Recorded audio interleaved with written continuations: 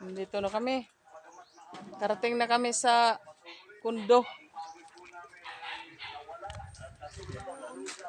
Sa kundo ni Blisila, nandito na kami. Kita niyo yan? Yan ang kundo ni Blisila. Ganda oh. Ganda ng bahay nila dyan. Yan. Puro damit.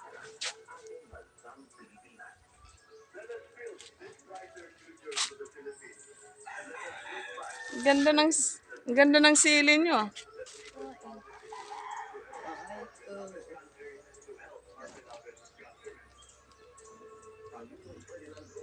Ganda ng sili.